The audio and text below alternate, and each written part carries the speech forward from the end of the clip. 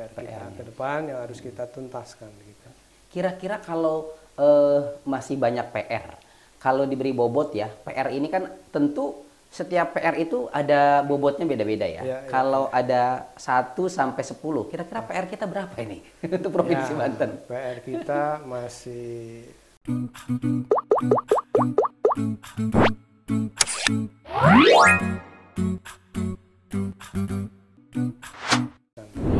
Kira-kira kalau masih banyak PR, kalau diberi bobot ya, PR ini kan tentu setiap PR itu ada bobotnya beda-beda ya. Ya, kalau ada 1 sampai 10, kira-kira PR kita berapa ini untuk Provinsi Banten? PR kita masih 40 lah. 40, berarti harus ada finishing touch yang bagus kira-kira begitu ya. Betul. Oke, ini kayaknya ada di sosok yang kita sedang ajak bicara ini kayaknya. Baik, kalau bicara masalah Banten ini kan sebentar lagi kayaknya kita sudah nggak punya gubernur ya. Betul. Gubernur ini akan habis masa tugas, lalu digantikan dengan PLT. Begitu juga dengan wakil gubernurnya. Betul. Kira-kira pandangan menurut Pak Gembong kira-kira gimana nih? Akan menjadi bingungkah program-programnya, akan menjadi terulang lagi kah, atau seandainya dilanjutkan oleh orang yang tidak diinginkan atau orang yang tepat, nanti bagaimana kira-kira begitu? Ya, jadi ini sekedar informasi bahwa Pak WH dan Pak Andika ini akan berakhir di bulan Mei. Oh, bulan Mei tahun 2022. Tahun 2022 ini. Ya, ya. Setelah itu ini habis Lebaran dong berarti ya? Iya, betul. Habis Lebaran ya. Oke, ya. oke. Jadi setelah itu Pak WH Andika lengser akan digantikan oleh PLT. PLT sampai dengan 2024. Nanti baru 2024 kita akan ada pemilihan langsung. Ada kekhawatiran nggak Bapak sebagai wakil rakyat nih? Aduh, nanti yang gantiin ini kira-kira sevisi nggak dengan RPJMD yang sudah dirancang oleh Pak WH Andika nih?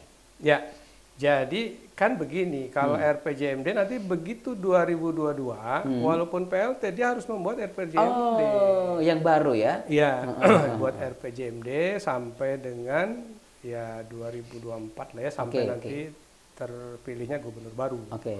Sehingga memang ya saya sih berharap RPJMD yang dibuat oleh PLT nanti ya bersama-sama DPRD tentunya ya bisa melanjutkan apa yang sudah dibuat oleh gubernur yang sekarang. Ya kita berharap sesuatu yang sudah bagus sekarang ini bisa dilanjutkan, gitu ya. Amin. Nah, sesuatu yang kurang bagus, kurang pas kita perbaiki. Iya. Gitu. Jadi harapannya ke depan tetap ada perbaikan untuk Banten ke depan. Harus. Dan kita ingin Banten ini sejajar dengan provinsi yang lebih dulu. Amin. Dan dengan segala potensi yang ada di Banten, saya yakin. Tinggal bagaimana kemampuan dari seorang leader untuk menjadi Banten lebih baik lagi. Amin. Mudah-mudahan pilihannya tepat untuk PLT Banten ke depan ya. Nah, sekarang kan Pak Gembong ini adalah Ketua DPW PKS Banten, kira-kira begitu. Nah, selama 21 tahun kurang lebih usia Banten ini, PKS kan berkiprah terus nih. Betul.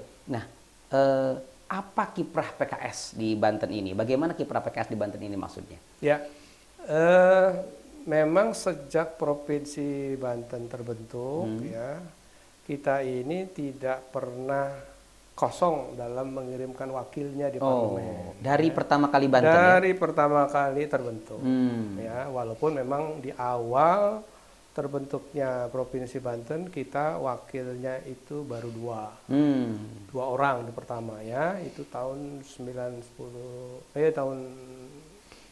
2000 ya pertama ya 2000 betul. Artinya pecahan dari Jawa Barat ya masuk ke Provinsi Banten.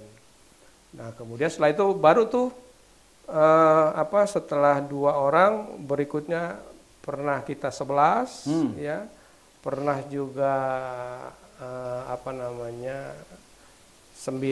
pernah 8 9 lupa saya. Sekarang artinya dalam setiap kepengurusan periode pertama kita nggak punya pimpinan dewan ya. Oke, karena cuma 2 ya. Nah, karena cuma 2. Nah, berikutnya itu kita sudah dapat tuh dari mulai Ustaz Sadli, Ustaz Sadli Karim, kemudian juga Pak Irfan. Jadi lonjakannya dari 2 langsung 11 ya? Ya, luar biasa. Betul. Dan periode kemarin kita juga kita nggak dapat pimpinan. Oh, periode sebelum yang ini? Sebelum yang ini kita nggak dapat pimpinan terakhir juga. Kita punya pimpinan. Sekarang berapa kursi PKS nih di Banten? Kursi PKS di Banten sekarang 11. 11 kursi ya? Dan kalau dilihat dari jumlah kursi, posisi kita ada di urutan ketiga bersama-sama Golkar. Secara kursi ya. Secara kursi kita tapi urutan memang ketiga. Secara suara kita selisih sekitar 5.000 lah suaranya. Raihan suara kita ke berapa? Keempat. Oke. Artinya kita masih punya pimpinan lah. Siap. Nah, kita berharap 2024 ya PKS jadi pemenang nih. Amin. Pimpinannya jadi ketua, kira-kira begitu. Amin. Ya. Jadi bisa dikatakan bahwa sejak berdirinya Banten ini tahun 2000 PKS berandil membangun provinsi Banten ini. Betul. Dengan mengirimkan ya, artinya ketika kita mendudukan wakil kita di parlemen ya, kemudian pemerintah ini ya bersama-sama DPRD ini membuat regulasi, membuat perda dan sebagainya ya. Nah, itu secara tidak langsung kita juga berpartisipasi dalam pembangunan provinsi Banten. Walaupun memang secara provinsi kader PKS belum ada yang memang menduduki jabatan gubernur atau wakilnya untuk kali ini ya. Jadi memang baru tahun periode inilah ya. Periode ini. PKS ini punya pimpinan daerah di Banten. Pecah telur. Jadi sebenarnya kita ini sudah berupaya. Iya. Pernah dulu pilkada Kabupaten Tangerang kita ada calon gitu kan? Iya, betul. Nah, tapi belum berhasil. Belum beruntung. Kemudian di pilkada Tangsel, pilkada Tangsel itu dua kali ya? 2 kali. Maju kader kita kan? Satu kali. Yang terakhir? Yang memang terakhir aja. Terakhir itu ya. Sebelumnya masih gabung dengan kabupatennya, betul. Kemudian di kota Tangerang. 2 kali kita. 2 kali betul. Belum. Kemudian yang memang kader ya baru Tangerang Raya lah. Memang kader-kader kita di Tangerang Raya ini cukup banyak ya, sehingga ya cukup pede lah kita memajukan dan mengajukan calon. Ya.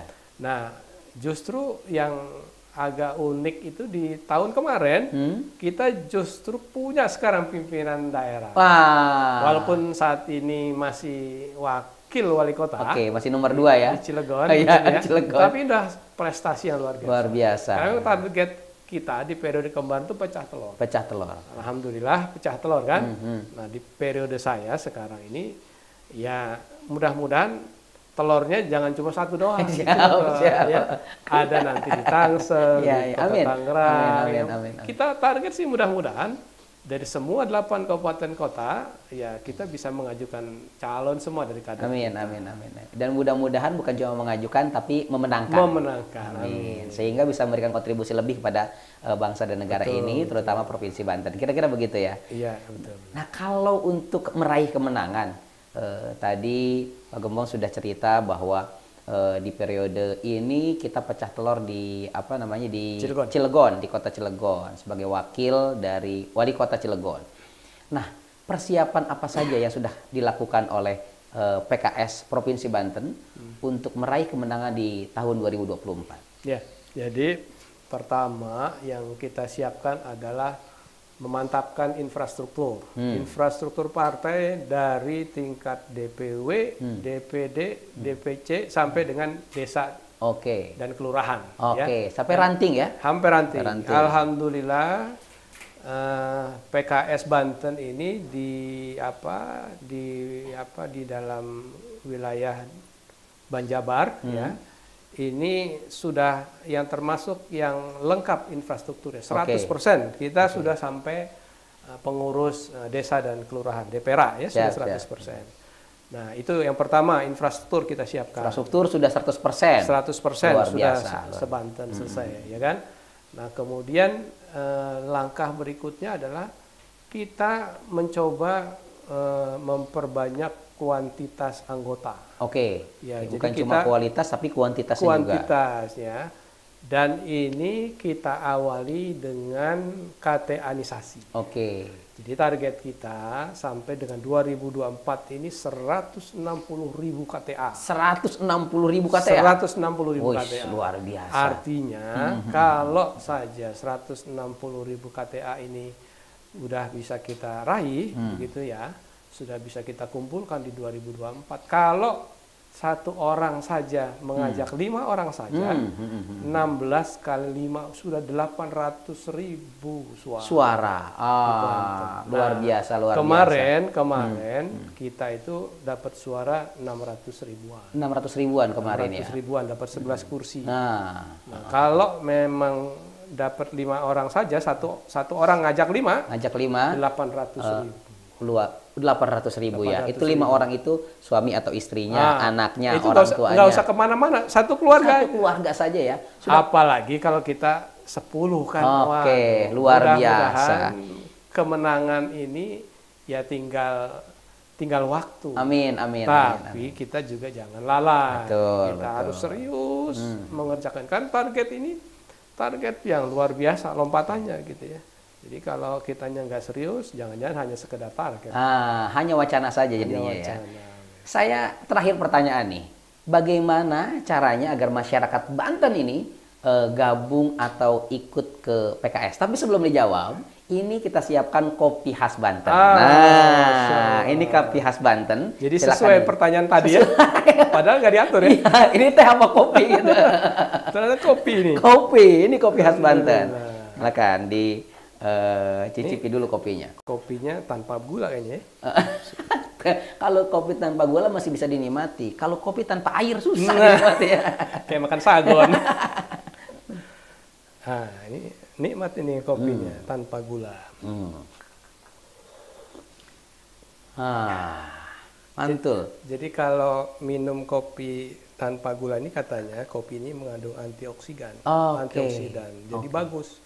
Tapi kalau dengan gula katanya kurang bagus. Katanya. Iya. Katanya kalau minum kopi itu bukan cuma dengan gula tapi dengan katanya. Oke. Jadi nikmatnya karena pakai gitu. Jadi inget cucu saya. Cucu saya itu kalau minum habis minum Oke. Coba deh, saya cobain juga.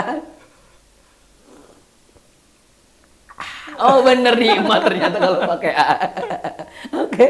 Masya Allah. Oke, pertanyaan terakhir yang tadi itu, masyarakat ini sekarang menanti ya, ingin juga berkontribusi terhadap bangsa dan negara. Maka dia ingin bergabung membangun provinsi dan kotanya. Kira-kira gimana caranya masyarakat gabung ke PKS ini? Nah, sekarang kalau mau gabung dengan PKS, gampang banget. Gampang banget ternyata pemirsa. Gampang banget. Nah, sekarang itu kan tinggal masuk ke websitenya PKS. Ada website PKS. Ada website PKS ya, PKS ID itu.